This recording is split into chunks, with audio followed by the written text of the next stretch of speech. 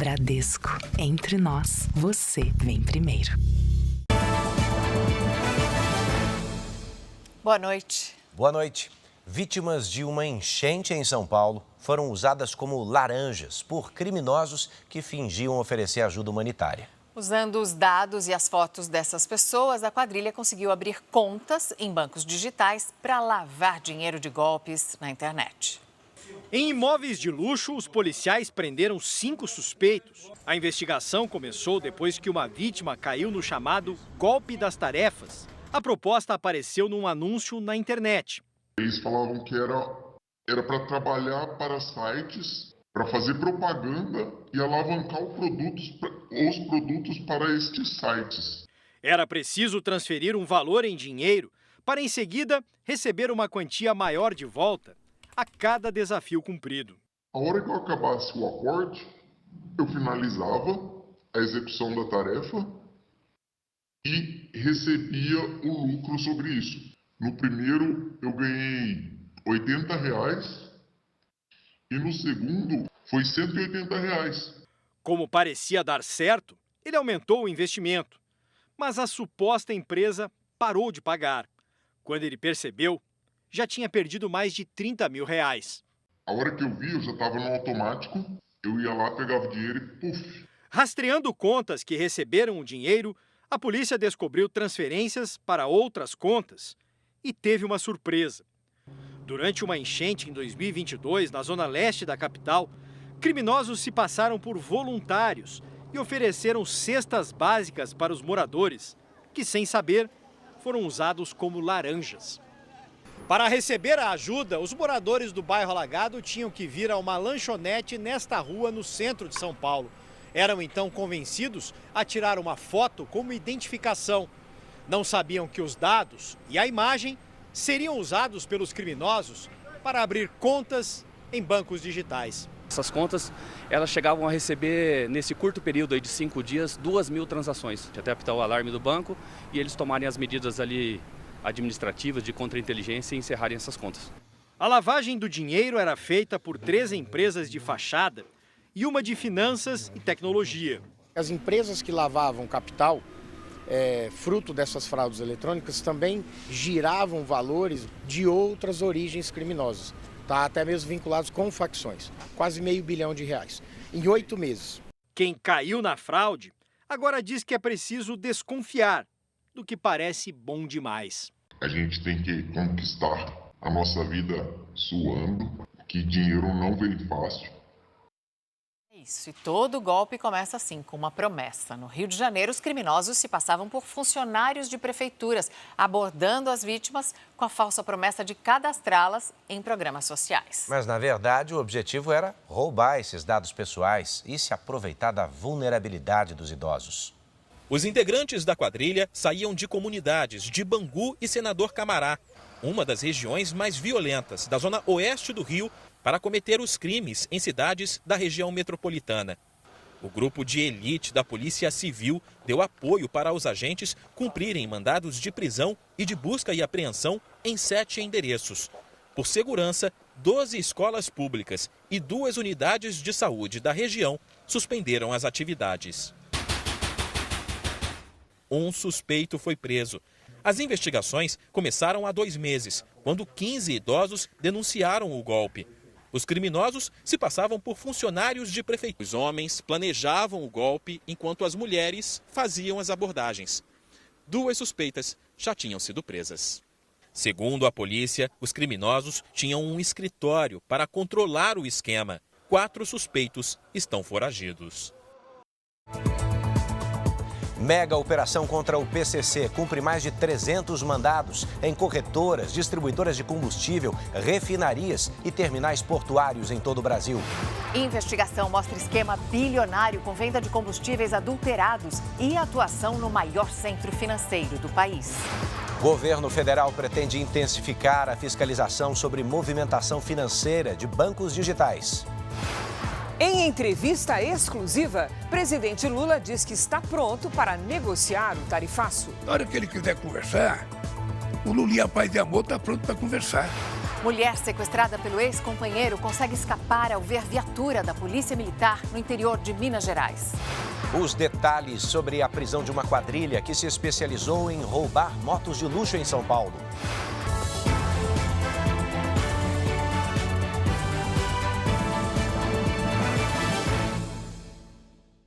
Oferecimento Bradesco Empresas e Negócios. Autoajude-se, abra sua conta PJ.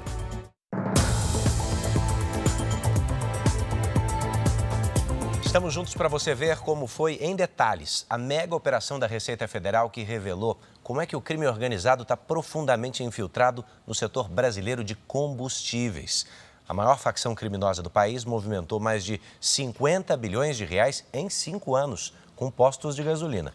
Boa parte desse dinheiro também era colocado em instituições de pagamento e fundos de investimento aparentemente ilegais. Pelo menos 6 pessoas foram presas. Financeiro do país, a Avenida Brigadeiro Faria Lima, em São Paulo, concentrou 42 alvos da maior operação já realizada contra o crime organizado no Brasil. De acordo com a investigação, instituições de pagamento e fundos de investimentos foram usados para ocultar 46 bilhões de reais entre 2020 e 2024. O dinheiro pertence à facção criminosa PCC e foi obtido a partir de fraudes aplicadas no setor de combustíveis. O que a gente via muitos anos atrás eram irregularidades pontuais, né, no fornecimento de combustíveis. E a partir de 5 anos atrás, mais ou menos, a gente vê um grande avanço na estruturação das irregularidades do setor. Nesta quinta-feira, foram cumpridos 350 mandados em 8 estados. Só em São Paulo, os agentes apreenderam mais de 3.000 documentos. A facção agia em todo o setor da cadeia produtiva de combustível. Importava pelo Porto de Paranaguá, no Paraná. Mantinha 6 usinas produtoras de álcool. Controlava um terminal portuário, 17 distribuidoras, 4 transportadoras e 6 refinarias. E tinha 1.000 postos de combustíveis e 1.600 caminhões-tanque. Segundo a Receita Federal, o crime organizado movimentou 52 bilhões de reais. Boa parte do dinheiro foi inserida no sistema financeiro por meio de instituições de pagamento.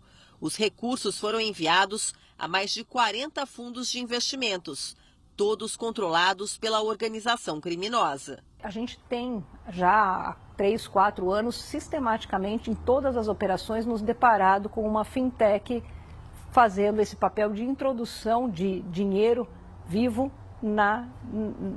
no sistema financeiro, né? A Receita Federal identificou também sonegação de impostos de 8 bilhões de reais. A facção também fazia a adulteração do combustível. A gasolina vendida tinha até 90% de metanol, uma substância tóxica e bem mais barata. O índice permitido pela Agência Nacional de Petróleo é de apenas 0,5%. Infelizmente, o consumidor é a ponta final, é o elo final desse processo, né? Ele acaba sendo prejudicado porque às vezes tem um combustível adulterado, uma mistura a mais do etanol na gasolina, o biodiesel que não é biodiesel, uma bomba às vezes que é fraudada. Depois da operação, o Ministério da Fazenda anunciou que, a partir de amanhã, as chamadas fintechs vão ser enquadradas como bancos e terão a obrigação de informar todas as transações financeiras dos clientes.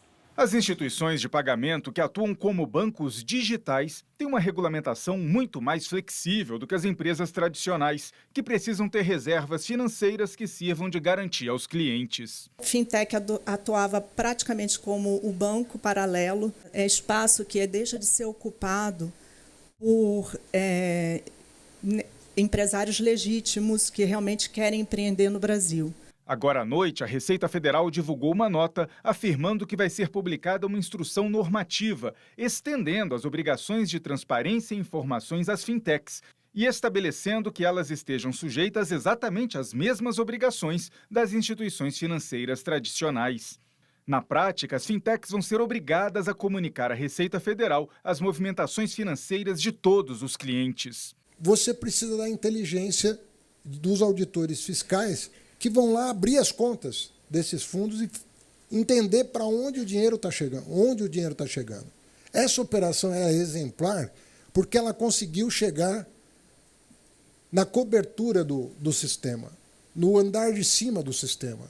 Em uma rede social, o presidente Lula afirmou que a população assistiu à maior resposta do Estado brasileiro ao crime organizado da história e que o compromisso é proteger cidadãos e consumidores, cortar o fluxo de dinheiro ilícito, recuperar recursos para os cofres públicos e garantir um mercado de combustíveis justo e transparente. A Procuradoria-Geral da Fazenda Nacional pediu na Justiça o bloqueio de mais de R$1 bilhão em bens dos envolvidos no esquema, incluindo carros e imóveis, para garantir o pagamento dos impostos sonegados. O esquema usava centenas de empresas que recebiam recursos de origem criminosa, sonegavam impostos e adulteravam os produtos. É uma das maiores operações da história brasileira e eu ousaria dizer também que é uma das maiores operações em termos mundiais, graças ao entrosamento da Polícia Federal, dos órgãos fazendários, da Receita Federal, com a colaboração também de outros órgãos, como o Ministério Público de vários estados, aos quais agradecemos. Para quem mora na Grande São Paulo, essa agora vai ser a segunda noite com pressão reduzida, pressão de água ali na torneira. Essa medida quase não foi sentida em imóveis onde há caixas d'água, mas alguns moradores da periferia dizem que ficaram sem abastecimento. Roberta administra 3 condomínios em São Paulo. Recebeu um comunicado da Sabesp informando que a pressão da água seria reduzida entre 9 da noite e 5 da manhã. Eu avisei os meus condôminos para que economizem, enviei comunicados e coloquei nas mídias dos elevadores com algumas instruções de como se economizar água. Moradores que enfrentaram a crise de abastecimento em 2014 ficaram preocupados.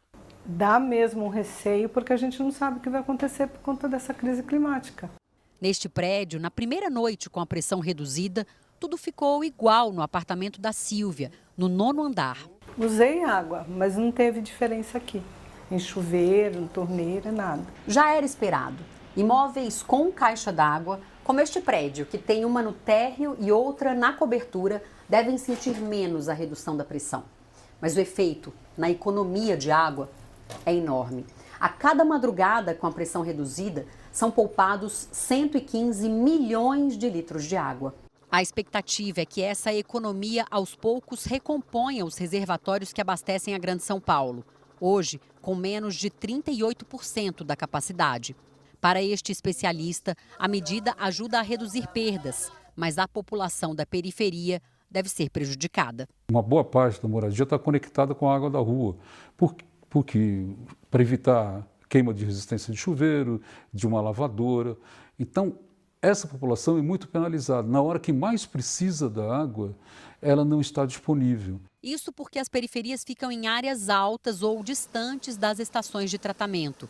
A ausência de caixas d'água também agrava o problema. Inclusive, na minha faculdade, à noite, perto das 10, eu fui utilizar a torneira e não estava saindo água das torneiras do banheiro. Ficar sem lavar louça, de manhã sair sem tomar banho, acaba prejudicando todo mundo, né? Últimos dias de agosto, vamos saber como é que fica o tempo nesta sexta-feira com a Lidiane Sayuri. Boa noite, Lidiane. Algum alerta pela frente? Temos sim, Edu, principalmente para o Sudeste. Boa noite para você. Mariana, boa noite. E uma boa noite para você que está com a gente. Amanhã, a circulação de ventos forma nuvens de tempestade entre São Paulo, Rio de Janeiro e sul de Minas Gerais. Nessas áreas, a chuva pode vir com raios e queda de granizo. Em São Paulo, chuva forte à tarde, com risco de pedras de gelo. Faz apenas 21 graus. Em Belo Horizonte, sol, com previsão de pancadas de chuva à tarde. Máxima de 26. Em Palmas, tempo seco, com 36 graus.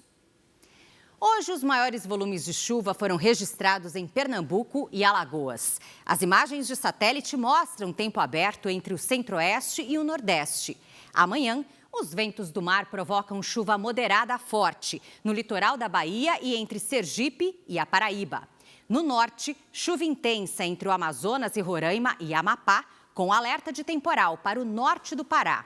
No Brasil Central, a massa de ar seco predomina, com muito calor e umidade do ar em níveis críticos. Em Porto Alegre, faz 24 graus. No Rio de Janeiro, 28. Em Cuiabá, 38. 27 em Natal e até 36 em Teresina. Tempo Delivery. O Marcelo é de Arujá, São Paulo. Boa noite, Marcelo. Sexta-feira instável, com pancadas de chuva que podem virar temporal. Máxima de 22 graus. No fim de semana, o sol volta e a temperatura sobe um pouco, entre 23 e 25 graus. A Daniela está de olho na previsão para Belém, no Pará. Oi, Daniela. Dias de sol, mas com pancadas de chuva à tarde. Os termômetros chegam aos 31 e 32 graus. A gente quer te ver por aqui também. Participe pelas redes sociais com o nome de uma cidade e a hashtag você no JR. Edu, Mariana. Obrigada, Lid. Você vai ver ainda hoje a prisão de uma quadrilha especializada em roubar motos de luxo em São Paulo.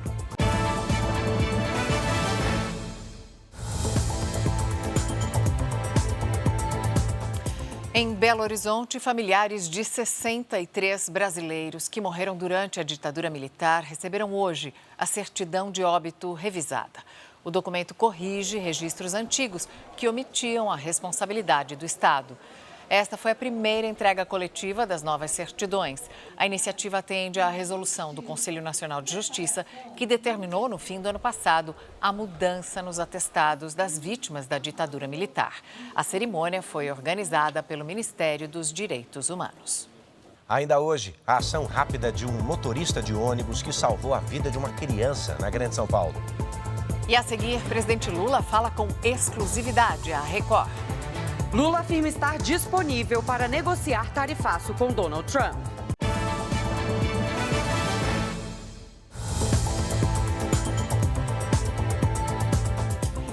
Investigadores conseguiram chegar até os integrantes de uma quadrilha que roubava motos de luxo em São Paulo. E os criminosos agiam sempre em grupo e aos finais de semana. O Jornal da Record vai te mostrar com exclusividade a prisão de um dos suspeitos. Ele tem apenas 18 anos, foi preso na casa dos pais. O mandado de prisão temporária foi cumprido logo de manhã. Os policiais foram até a Zona Leste e conseguiram prender mais um suspeito de pertencer à quadrilha especializada em roubar motos de luxo. O jovem foi detido na casa onde morava com os pais.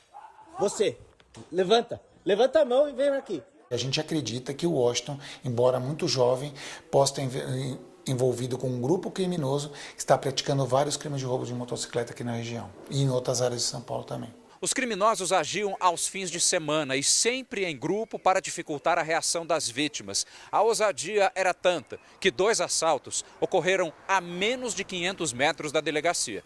Uma câmera de segurança flagrou um dos assaltos. 6 criminosos cercam o piloto e em poucos segundos levam a moto e os objetos pessoais. Nesse outro roubo, eles agem da mesma maneira. Um dos assaltantes não conseguia dar a partida e ainda pediu a ajuda da vítima. Eles foram agressivos, eles chegam gritando, né, com a arma apontando para sua cara, aquela gritaria, desce, vai. E eles começaram a gritar de novo porque eles não conseguiam, a moto era automática. De acordo com a polícia, o rapaz que não conseguia ligar a moto é o Washington, preso hoje. A defesa declara que ele é inocente. Nossa ideia era eventualmente localizar as peças dessa motocicleta que foi retirada, que são avaliadas em R$20 mil a carenagem dessa motocicleta. 10 suspeitos de integrar a quadrilha foram presos. Essa é a 4ª moto que me rouba. Dentro das 4 é a 2ª que consegue ser recuperada. Moto Grande nunca mais, São Paulo nunca mais. Uma carreta que transportava granito caiu de um viaduto no Rodoanel, na Grande São Paulo. O veículo despencou de uma altura de 12 metros. O motorista teve apenas ferimentos leves. Um tiroteio entre facções criminosas rivais provocou um fechamento de 4 estações de trens no Rio de Janeiro. Um criminoso que portava um fuzil foi baleado e levado para um hospital da região. O influenciador Ítalo Santos e o companheiro dele, Israel Vicente, já estão em João Pessoa, na Paraíba. Hoje à tarde, eles foram transferidos de São Paulo, onde estavam presos. Agora, os dois vão ficar detidos na maior penitenciária da capital da Paraíba. O apresentador Faustão recebeu alta médica hoje de manhã. Ele estava internado desde maio num hospital de São Paulo por causa de uma infecção bacteriana aguda. Segundo o boletim médico, Fausto Silva está bem e seguirá com tratamento em casa. O Supremo Tribunal Federal interrogou hoje os deputados federais do Partido Liberal, que são réus por corrupção passiva e desvio de emendas parlamentares. Segundo a Procuradoria-Geral da República, eles teriam exigido R$ 1.600.000 para liberar mais de R$ 6 milhões em emendas para a Prefeitura de São José de Ribamar, no Maranhão. Os deputados Pastor Gil, do Maranhão, e Bosco Costa, de Sergipe, negaram as acusações. O deputado Josimar Maranhãozinho, do Maranhão, se manteve em silêncio. Vamos falar agora da CPI mista do INSS, que ouviu hoje testemunhas na investigação que apura os descontos ilegais de aposentados e pensionistas. Cristina Lemos com a gente. Boa noite, Cris. Boa noite, Edu, Mariana. Mais um dia de duríssimos embates, troca de acusações entre governo e oposição. Foi realizada a primeira sessão da CPI e a defensora pública, que atua contra os descontos irregulares, afirmou que investiga o caso desde 2019. A defensora pública, Patrícia Betim Chaves, foi a primeira testemunha ouvida na Comissão Parlamentar Mista de Inquérito. Ela disse que identificou os primeiros descontos ilegais 6 anos atrás. Nós temos relatos e processos de assistência jurídica abertos a partir de 2019. Parlamentares da base governista e da oposição trocaram acusações sobre o início dos descontos fraudulentos, que somam mais de 6 bilhões de reais. Foi o governo anterior que criou o roubo e foi o governo atual que acabou com esse escândalo. Os digitais da esquerda, da República Sindical, estão em todo o processo. Houve uma explosão, de fato, do número de reclamações a partir de 2023 e 24. E em 25, houve o afastamento do presidente do INSS. A defensora pública ouvida hoje participa de um grupo de trabalho criado pelo Ministério Público Federal para combater fraudes no INSS. Em reunião reservada, os parlamentares também ouviram o delegado da Polícia Federal, Bruno Bergamaschi. Ele é responsável pela operação que investiga os descontos ilegais desde abril deste ano. Após passar dessa fase, os requerimentos apresentados serão deliberados. E há centenas de requerimentos, dentre os quais o de convocação do irmão do Lula, Frei Chico, e sem dúvida nenhuma a oposição vai defender que ele seja convocado. E pelo resultado do painel que nós temos observado inclusive hoje, a oposição tem maioria para fazer essas convocações.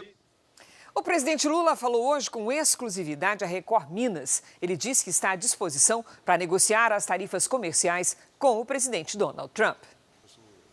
Em entrevista ao apresentador do Balanço Geral, Laí Renault, o presidente Lula voltou a culpar Donald Trump pela dificuldade em avançar com qualquer possibilidade de negociação do tarifaço. Ninguém dos Estados Unidos quer conversar, porque o presidente americano se acha dono do planeta. E a hora que os Estados Unidos quiserem conversar, nós estaremos prontos a conversar. Lula também afirmou que o governo vai continuar em busca de mercados alternativos para os produtos atingidos pela sobretaxa americana. E reforçou que enviou uma carta a Donald Trump com um convite para a COP30. Uma carta civilizada, como um presidente deve mandar para o outro. Então, a hora que ele quiser conversar, o Lulinha Paz e Amor está pronto para conversar. Mas não pense que o Lula vai ficar mendigando uma conversa, não.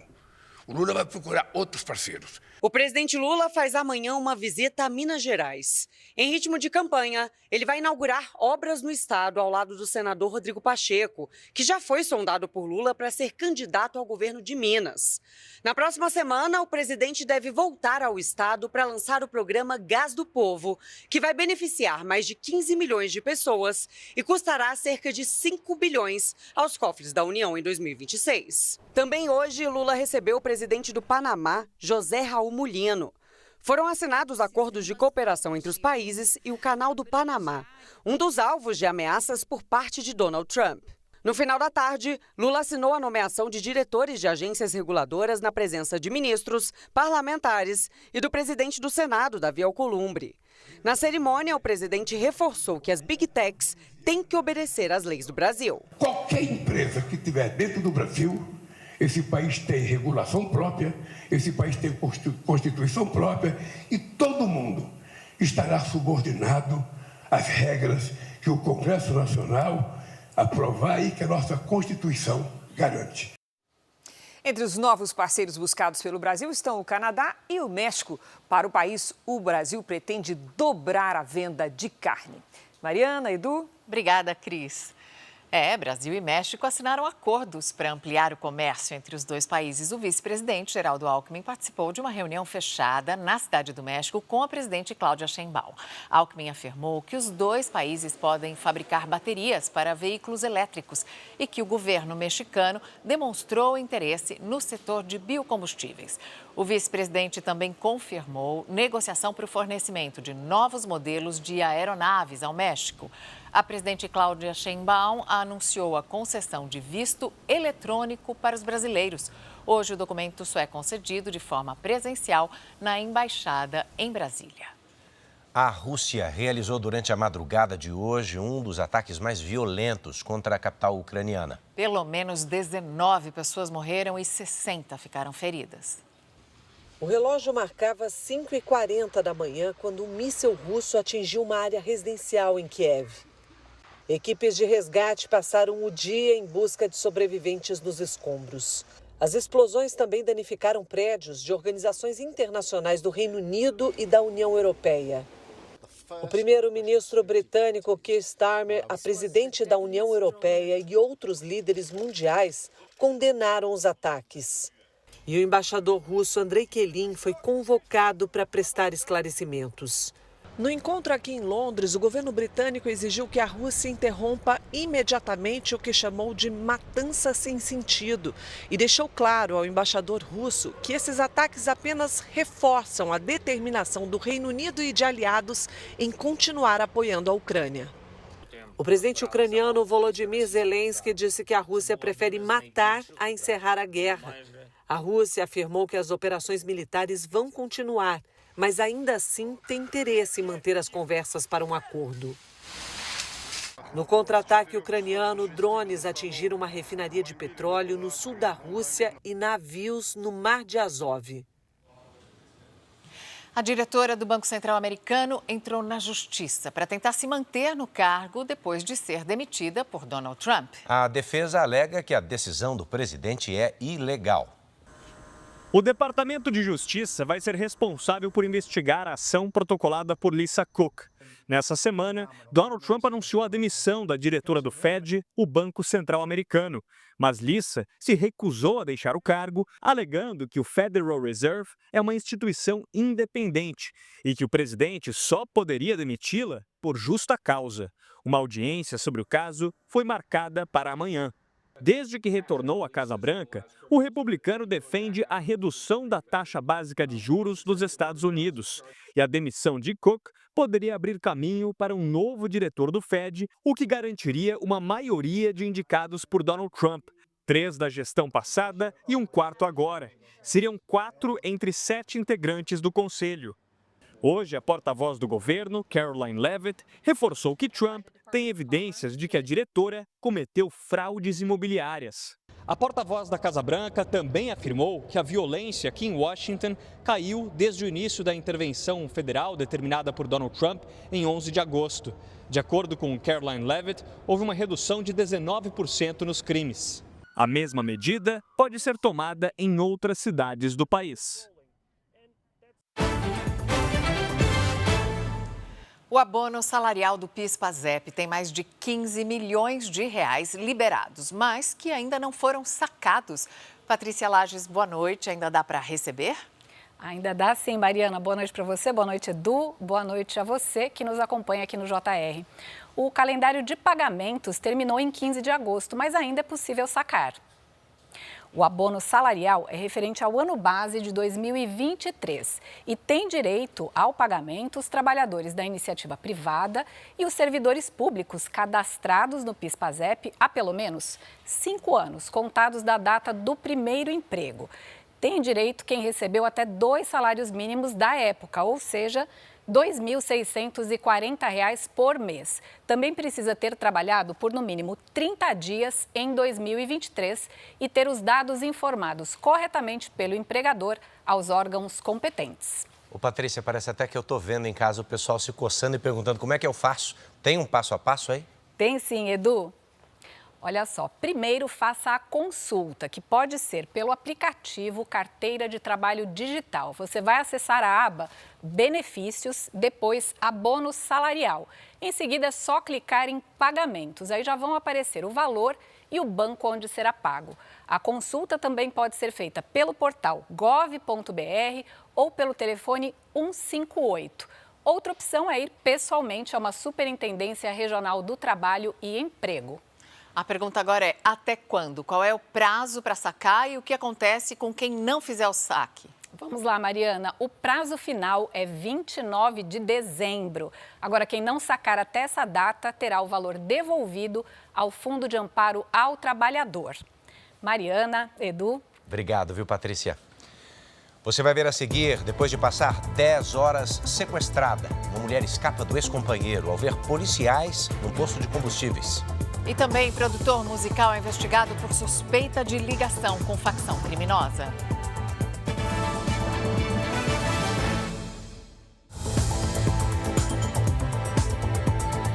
A polícia de Minneapolis atualizou para 20 o número de feridos em um tiroteio em uma escola em que 2 crianças morreram. Centenas de pessoas foram até o local do ataque para prestar homenagens às vítimas. Hoje, a polícia e o FBI divulgaram detalhes da investigação. A atiradora foi identificada como Robin Westman, de 23 anos, que nasceu com o nome de Robert Westman. De acordo com o procurador do estado de Minnesota, Joseph Thompson, a jovem trans, de 23 anos, tinha o coração cheio de ódio e já havia expressado esse sentimento por diversos grupos, incluindo cristãos, judeus e imigrantes. The shooter's heart was full of hate. As autoridades também descobriram um fascínio por mentores de ataques em massa. Na cena do crime, os agentes encontraram 116 cápsulas de munição de rifle, um cartucho para revólver e outros 3 para espingarda. A polícia descobriu que semanas antes do ataque, a atiradora foi até a capela, que fica dentro da escola, para estudar a melhor forma de surpreender as vítimas e chegou a desenhar o local. Segundo os investigadores, o plano era entrar pela porta da frente, mas a passagem estava trancada, o que evitou uma tragédia ainda maior. Com o acesso impedido, os tiros foram disparados pelas janelas. 2 crianças morreram, uma de 8 e outra de 10 anos. Este menino conta que foi salvo pelo amigo, que deitou em cima dele, mas acabou baleado. He's really brave. Quero dizer que ele foi muito corajoso e espero que ele esteja bem no hospital, disse o estudante. O Grêmio anunciou hoje a volta de Arthur, jogador que é ídolo da torcida.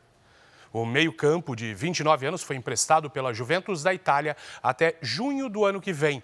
Ele jogou no futebol europeu desde que deixou o Grêmio há mais de 7 anos. Arthur foi revelado pelo tricolor gaúcho e campeão da Libertadores de 2017. Mariana, Edu. Obrigado, Bruno. A justiça italiana decidiu que vai manter a deputada federal Carla Zambelli presa até o final do processo de extradição para o Brasil.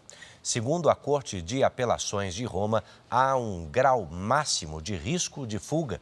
Os laudos médicos indicam que ela tem condições de ficar na cadeia. Zambelli está presa em Roma desde 29 de julho. A parlamentar fugiu do Brasil depois de ser condenada a 10 anos de prisão por invadir o sistema do Conselho Nacional de Justiça. A defesa disse que vai recorrer à Suprema Corte italiana.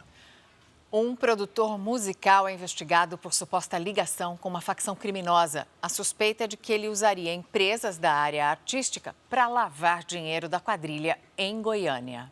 Um documento do Ministério Público de Goiás mostra que os alvos da investigação são Jonas Silva Correia e o produtor musical Ivan Carlos Miyazato, além de 2 empresas. Jonas, também conhecido como o Gordão, é apontado como um dos chefes do PCC no país. Ivan Miyazato é um produtor musical respeitado no meio sertanejo.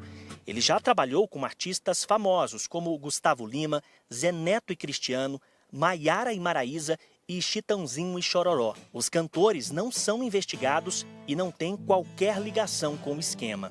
Jonas Silva foi condenado a 39 anos de prisão por tráfico de drogas e organização criminosa. Em Goiânia, ele passou a ser sócio de Ivan. Segundo o Ministério Público, as duas empresas investigadas foram abertas num intervalo de 2 dias. A suspeita é que a facção criminosa esteja usando a área musical para lavagem de dinheiro. Até o momento, ninguém foi preso. Em nota, a defesa de Ivan Miyazato negou o envolvimento do produtor musical com o esquema criminoso e afirmou que a empresa dele presta serviços dentro da lei. A defesa de Jonas não foi encontrada. Em Salvador, o suspeito de matar um professor universitário depois de uma briga de trânsito foi preso num shopping. O empresário Wagner Nascimento Ferreira foi preso em flagrante, depois de matar a tiros o professor universitário Fabrício Dalla Vecchia. O crime teria sido motivado por uma discussão de trânsito. Segundo testemunhas, tudo começou com uma batida simples. Os dois se desentenderam e Wagner resolveu perseguir o carro do professor por mais de 2 quilômetros por uma rodovia. Quando os dois veículos pararam, o empresário atirou. Os disparos foram feitos a cerca de 1,5 metro da vítima. Depois dos disparos, ele entra no carro e sai, não presta socorro à vítima, não informa a ninguém sobre o ocorrido. Em depoimento, Wagner disse que disparou depois que viu Fabrício descer do carro com um facão na mão. Wagner já respondia por estelionato e agressão a idoso. O empresário não tem porte de arma. Além disso, a polícia encontrou com ele uma carteira falsa de perito. Fabrício nasceu no Paraná, mas morava na Bahia havia pelo menos 15 anos. Ele era professor de música na Universidade Federal do Recôncavo Baiano. Uma mulher conseguiu escapar de um sequestro ao ver uma viatura da polícia num posto de combustíveis. Foi em Minas Gerais. A vítima, de 28 anos, passou 10 horas dentro do carro com o ex-companheiro, de 35 anos. Ela contou que foi abusada sexualmente. Enquanto o agressor abastecia o carro, a mulher percebeu que uma viatura da polícia se aproximava. Ela abriu a porta e correu para pedir ajuda. O homem ainda tenta alcançá-la, mas acaba dominado e preso em flagrante. Esse caso aconteceu na cidade de Corinto, interior de Minas Gerais. A apreensão de maconha nas rodovias do Rio de Janeiro mais que triplicou esse ano. Foram quase 13 toneladas da droga. Os traficantes usam caminhões-tanque, usam embalagens de produtos, tudo para tentar driblar a fiscalização. As rodovias federais são alvo constante de fiscalização. Elas servem de rota para os criminosos levarem a droga comprada no exterior até os grandes centros como São Paulo e Rio de Janeiro. Nós falamos sobre monitoramento de rodovia 24 horas. Nós temos grupos especializados que são treinados para fazer uma abordagem assertiva. Este ano, as estradas do Rio registraram um aumento de mais de 430% nas apreensões de maconha pela Polícia Rodoviária Federal. Foram quase 13 toneladas até agosto, contra menos de 3 toneladas no mesmo período do ano passado. A maioria das apreensões da PRF aconteceu aqui na Via Dutra, principal ligação entre o Rio e São Paulo. Para tentar despistar a polícia, as pessoas que fazem o transporte da droga adotam rotas alternativas e esconderijos diferentes para o entorpecente. Caminhões-tanque, embalagens de produtos, também eles utilizam os batedores, que eles colocam pessoas, aquelas que não despertam nenhuma curiosidade para a polícia, que são idosos, mulheres com crianças, formam essas pessoas como batedores para ficar vigiando a atividade policial. Já a apreensão de cocaína foi de cerca de 220 quilos até julho. A investigação mostra que a maior parte dos carregamentos do tráfico tem como destino comunidades dos complexos da Maré e da Penha, na zona norte do Rio. Para este especialista, a cooperação entre as forças de segurança é fundamental para impedir a entrada de drogas no estado. A gente tem que ter uma vantagem na criatividade, na inteligência, no raciocínio para nós nos anteciparmos a esses criminosos. Aí sim nós vamos ter um policiamento mais efetivo. Agora deixa eu te contar que a população brasileira já cresceu 5,1% desde o último censo do IBGE, lá em 2022. Agora o número de habitantes passa de 213 milhões de pessoas. São Paulo ainda é o estado mais populoso, com mais de 46 milhões de habitantes. O estado com menor população é Roraima, com 738 mil pessoas. A atenção redobrada de um profissional ao volante salvou a vida de uma criança que correu para a rua e por pouco não foi atropelada. Foi em Santo André, na Grande São Paulo. Motoristas de ônibus passam por treinamentos de direção defensiva para evitar acidentes. O flagrante impressiona. O menino solta a mão da mãe, corre até a esquina e surpreende o motorista de um ônibus, que consegue desviar em cima da hora. O caso aconteceu em Santo André, no ABC Paulista. Quem estava ao volante do ônibus era Douglas, que tem mais de 20 anos de experiência. Quando o freio, virei o volante para o lado esquerdo e acelerei. Para a ponteira, não pegar ele, né? Eu coloquei em prática ali o curso ali da direção defensiva, né? No centro operacional da empresa em que ele trabalha, os motoristas passam por cursos de direção defensiva e inteligência emocional. A gente tem que preparar e instruir o nosso motorista para quando ele for para a rua, ele tomar essas atitudes corretas igual o nosso motorista tomou. 100% da nossa frota possui uma tecnologia embarcada de câmeras online. O treinamento é realizado nesta instituição que atua em todo o país na formação de profissionais do transporte. No curso de direção defensiva, motoristas enfrentam situações de risco para aprender a reagir de forma correta e segura. No simulador, cada segundo faz diferença e pode salvar vidas. O nosso simulador ele consegue simular várias situações de risco, várias condições adversas, por exemplo, um pedestre passando na rua, atravessando fora da faixa de pedestre, uma bicicleta, uma situação de chuva. A gente começa a ter a noção de como agir na rua. No simulador vai vir pessoas, animais, aí dá pra gente ver o que a gente vai fazer, a nossa reação. Em Santo André, foi um susto que terminou sem feridos, graças à atenção redobrada do motorista. Criancinha de 5 a 6 anos, lembrei do meu netinho, né? Eu tenho um neto de 2 anos. Complicado, cara. Foi complicado na hora, mas graças a Deus deu tudo certo. Graças a Deus. Uma última notícia. O presidente Lula autorizou o Itamaraty a acionar a Câmara de Comércio Exterior para dar início a consultas para a eventual aplicação da Lei de Reciprocidade Econômica em relação ao tarifaço dos Estados Unidos. Esse processo pode levar pelo menos 6 meses, com consultas e chance de negociações.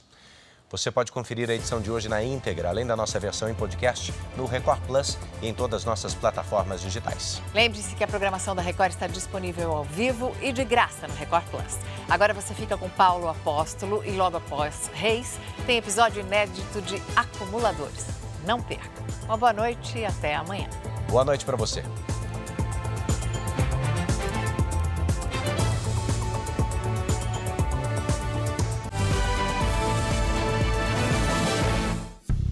Bradesco. Entre nós, você vem primeiro.